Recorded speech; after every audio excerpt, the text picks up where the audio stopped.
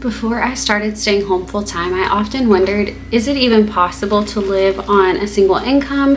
How do people do it? I know that they budget, but we budget. Like, how do we actually make this possible? We could not figure it out enough to the point where we felt confident in actually taking that leap of faith. And finally, the Lord blessed us with a second child that we were not expecting, and we had to take that leap of faith. We had always said when we got to 2 children, the cost of daycare would not be worth me working. What I was making in my paycheck would simply be going to cover daycare plus maybe a couple $100s. But for us, that just was not worth it. So that was always what we had said.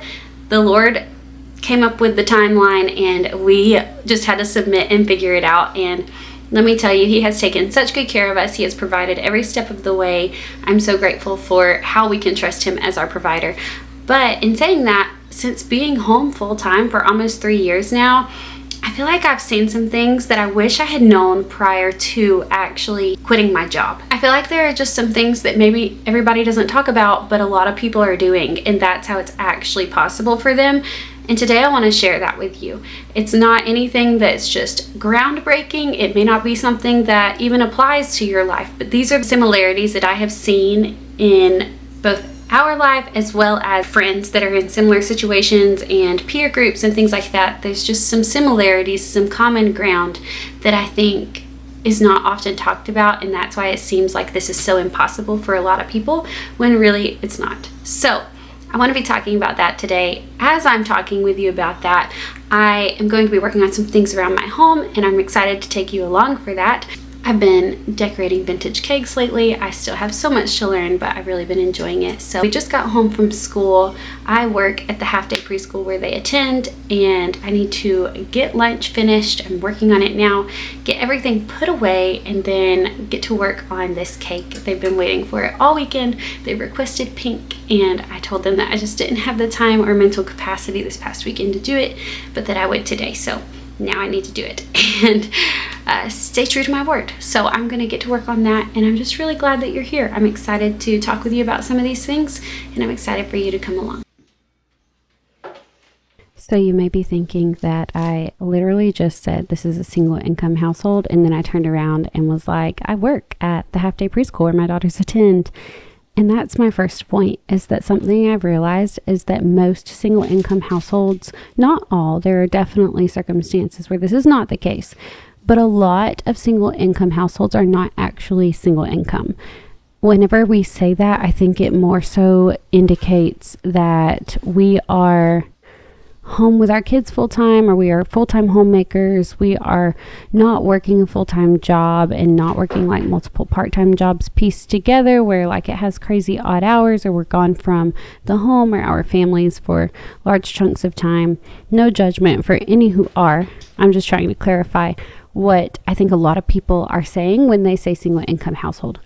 Before I left the full-time workforce, I often was trying to figure out ways to make money while staying home full-time. And at the time, I don't know if it's still as popular now, but at the time, the ideas that I could find were to like take surveys. I don't know if that's still a thing, but that was so much of what was being pushed back then, and it was just like gimmicky. I always just had my suspicions. Like I never really dove into it a lot. Nowadays, I feel like there are so many more options because content creation is so vital in the world that we live in. That is such a real possibility. I have so many friends that have monetized either on TikTok, being an affiliate, or through the creators program, or here on YouTube, and just through so many different things. And then of course you have like the random things that you hear about too, where people who were once in a full-time workforce, like in a medical field, are now doing transcription from home, and they do so many charts a week to make money on the side. Or in my situation, yes, I have the YouTube thing, but the majority of what I actually contribute to our income, which still isn't a ton, but it's something, is working part-time at my daughter's half-day preschool. Now, a large reason that I do this, if I'm being transparent, is because they get to go for free. And so it's almost like I don't make a lot, but when you combine what I make plus their tuition being free, us having that structure, them getting the socialization and being around peers their age, being in an academic setting, all of those things, it definitely pays. Like if you look at it in that way, and what I'm saving in the cost of daycare while working a full-time job, technically I'm bringing home more than I was whenever I was working full-time if we had been trying to put 2 through daycare. Even prior to going back to working part-time, I had an Etsy shop where I was doing hand embroidery, and it started doing really, really well. Like I honestly did not have the time to keep up with the demand. I was having to limit my orders, and the Lord just really blessed that. So all of this to say there are so many different options these days. I've also always been interested in reading for Audible. I think that's a really cool option, but you really need I think some peace and quiet around your home in order to be able to do that well and efficiently. So just to throw out some ideas, if you are looking like I was at what are some ways that I can make some side income, definitely decorating cakes or arranging flowers. Just think about what hobbies you have and then figure out how to make money with them. Think skills that you have that you can monetize. People bake sourdough bread like crazy right now and sell it to friends and family. If you have chickens with fresh eggs, those are a hot commodity, especially right now.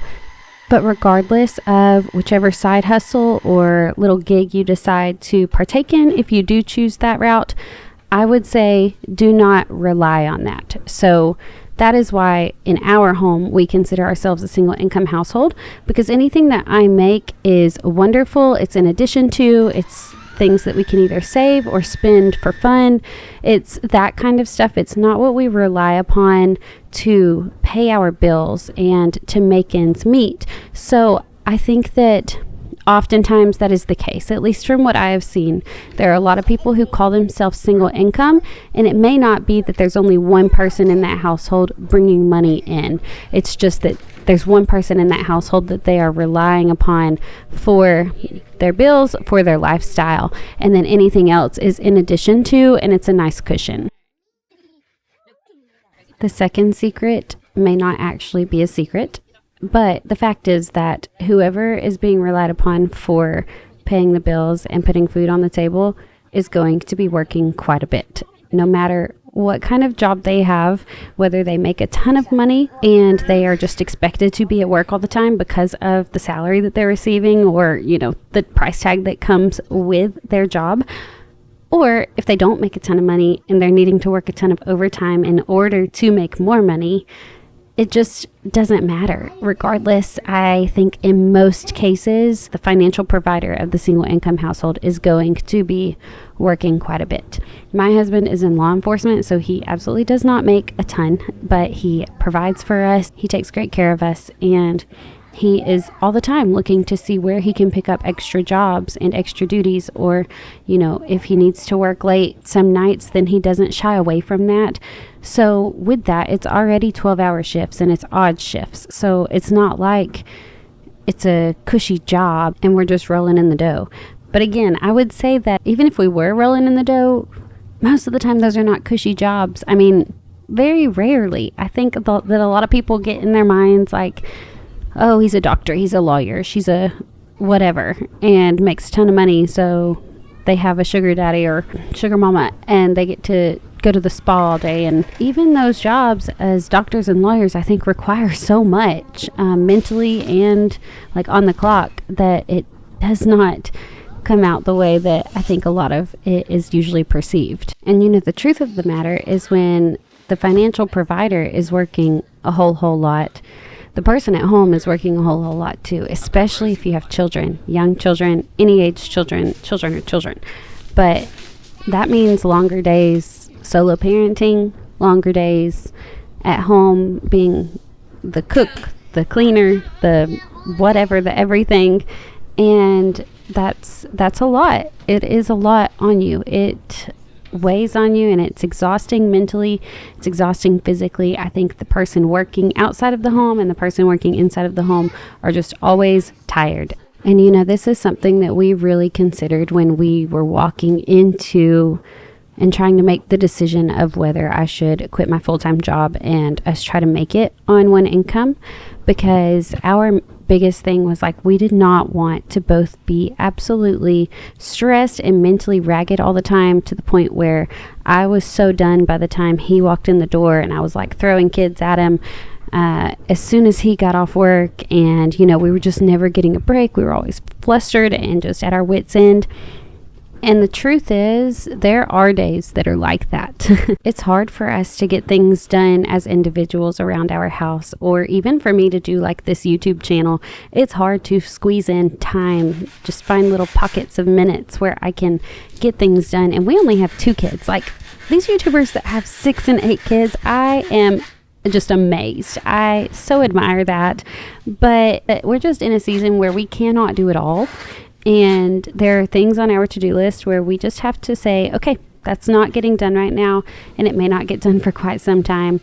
Whenever it does, that'll be great, but it's not priority at the moment, and that's okay. Because ultimately, nothing on that list is more important than our marriage or than our relationship with our children or our health as a family unit in general, and being able to pour into one another, being able to take time to recharge for ourselves, and being able to love on our community. So if you are considering becoming single income, or if you are currently in a single income household, I just want to gently encourage you and remind you that it is all based on teamwork, that teamwork truly does make the dream work, as my 4-year-old says often. And there is much, much grace to be shown for each other, because no matter how much one is struggling, the other probably is too. Like there's no side of the situation that's easy, but we're all in it together. So at this point, it's kind of like, why on earth would we still choose this? Why would we go through all of this mental stress, physical exhaustion, financial burdens? What makes us want to do this? And that's the third secret that I don't feel like enough people talk about. It's the fact that it really is worth it. Like at the end of the day, everyone may not feel the same way, and that's okay.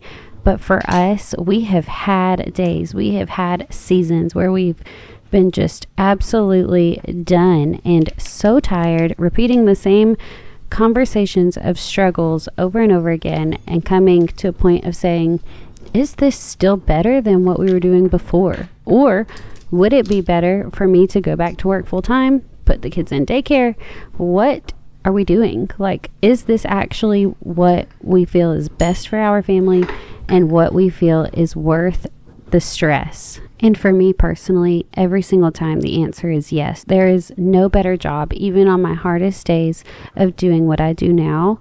It's still better than being in the full-time workforce, because for me, I know that what I'm doing has such an eternal impact, and it's causing me to have to press so fully into the Lord's strength, into the guidance of the Holy Spirit and all that He has to offer as I go throughout every minute of my day. It's so humbling, it's so rewarding, it's so challenging, and it's such a blessing. And like I said, that's not maybe the case for everyone. If you are at the point of saying, my sanity is quickly fading, it's slipping right through my fingers, and I can see it happening minute by minute, day by day, this is not healthy for my relationship with my kids, my relationship with my husband, I totally feel you on that. And there's no shame. There's no shame. I think that the Lord uses all kinds of things, and He's not hindered by any one thing or another. I think it's a wonderful blessing. I think there are so many things that the Lord just puts in our lap whenever we choose to stay home with our families that we would not have been able to experience otherwise. But at the end of the day, the Lord is not hindered by a full-time job. The Lord is not hindered by us staying home and having bad reactions to things. Like, He can work through it all, and He does work through it all. He is so good and so powerful. And I just hope that you find encouragement in that. I hope that if you are considering staying home and the Lord leads you to take that step of faith, that this would not be anything that alarms you or scares you or plants any kind of fear within you as to what might come, but that it would just be something to kind of tuck down into the deepest parts of your heart and pray that the Lord would guard you against, that He would provide side hustle opportunities if that's what it is that he wants you to do with your time, or that he would provide financially and relieve that stress from both you and your husband, that he would allow you to make ends meet and to take care of the things that need to be taken care of without having to be apart from one another all the time.